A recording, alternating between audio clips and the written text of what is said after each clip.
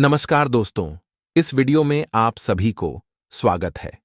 आज इस वीडियो में हम आपके लिए लाए हैं गौतम बुद्ध की कहानी अच्छाई का फायदा। अच्छाई करने से हम दूसरों से जुड़ते हैं।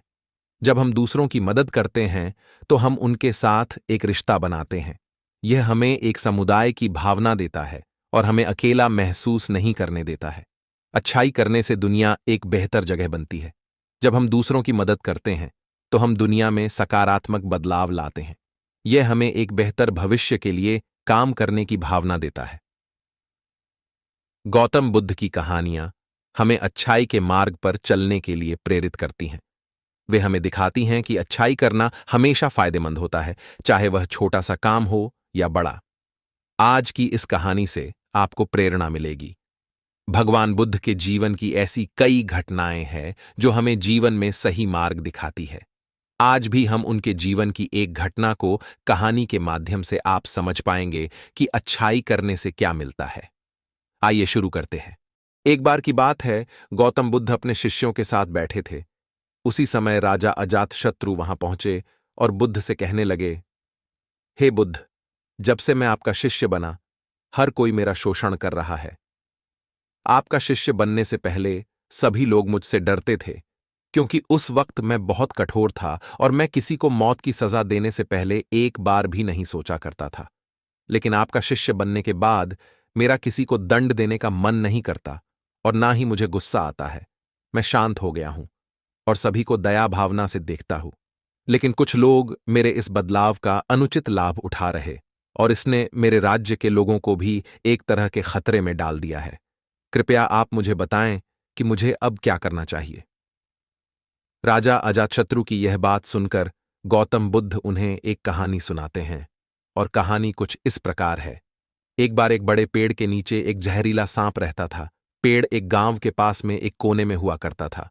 वहां अक्सर सुबह शाम लोग बैठक लगाते थे और खूब बातें करते थे। लेकिन जब से उस पेड़ के पास उस सांप को देखा गया, तब से लोगों ने वहां जाना बंद कर दिया। लेकिन कुछ लोग तो जानबूझकर वहां सांप को देखने आया करते और उसे छेड़ा करते थे। अब उस सांप को जब खतरा महसूस हुआ तो उसमें खुद के बचाव के लिए लोगों पर हमला करना शुरू कर दिया। वह सांप अब अपने क्षेत्र में लोगों का आना भी बर्दाश्त नहीं करता था, जिससे गांव के कई लोगों की जान जाने लगी। इस तरह पेड़ के आसपास जब भी कोई हलचल होती तो सांप वहां आ जाता और हमला कर देता। सांप की दहशत अब पूरे गांव में हो गई। अब लोगों ने बिल्कुल ही उस पेड़ के पास जाना बंद कर दिया। एक दिन एक साधु उस गांव से गुजर रहे थे। तभी उस साधु की नजर उस विशाल से घने वृक्ष पर पड़ी जिसके नीचे वो सांप रहा करता था। घने पेड़ को देख साधु के मन में विचार आया कि चलो वृक्ष की इस ठंडी छांव के नीचे बैठकर कुछ देर ध्यान लगाया जाए। उसी वक्त गांव के कुछ लोग अपनी गाय लेकर घर की ओर जा रहे थे। तभी उन लोगों की नजर जब उस साधु पर पड़ी, जो कि उसी पेड़ की तरफ ही जा रहा था। तभी लोगों ने उस साधु को सांप के बारे सावधान करते हुए कहा कि आप उस पेड़ के पास मत जाना। वहां एक जहरीला सांप रहता है जो जरा सी हलचल होने पर हमला कर देता है और अब तक कई लोगों को काट भी चुका है।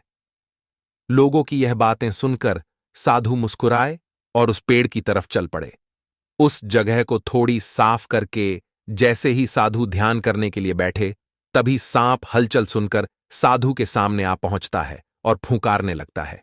फूंकार की आवाज सुन साधु की आंख खुलती है और वह सांप को देखने लगते हैं। वह सांप की आंखों में देखते हुए एक मंत्र बोलते हैं और मुंह से फूंक मारते हैं। तभी चमत्कारी रूप से वो सांप साधु से बात करने लगा। अब दोनों एक दूसरे की भाषा को समझ सकते थे। सांप साधु से कहता है, हे मनुष्य, क्या तुम मुझसे नहीं डरते? क्या तुम नहीं जानते यह मेरा क्षेत्र है और यहां आने की किसी की भी हिम्मत नहीं होती है? साधु ने करुणा से कहा, हे मित्र, इसमें डरने की क्या बात है? मैं किसी चीज से नहीं डरता हूं, क्योंकि जब मेरा जीने का लोभ ही नहीं है तो मृत्यु से क्या डर? सांप साधु की ये बातें सुनकर चौंक गया, क्योंकि सांप की इससे पहले ऐसे लोगों से मुलाकात हुई थी जो उसको मारना चाहते थे या उसके डर से भाग जाते थे, लेकिन वह ऐसे व्यक्ति से कभी नहीं मिला था जो उससे नहीं डरता। सांप साधु से इतना प्रभावित हुआ कि वह साधु के चरणों में पद गया और बोला, हे प्रभु, आप बिल्कुल सही कह रहे हैं। आज तक मैंने जो कुछ भी किया है अपनी जान बचाने के लिए किया है। अपने क्रोध के चलते ना जाने कितने निर्दोषों की जान भी ले ली। इसके बाद साधु ने सांप को बहुत सी बातें समझाकर वहां से चला गया।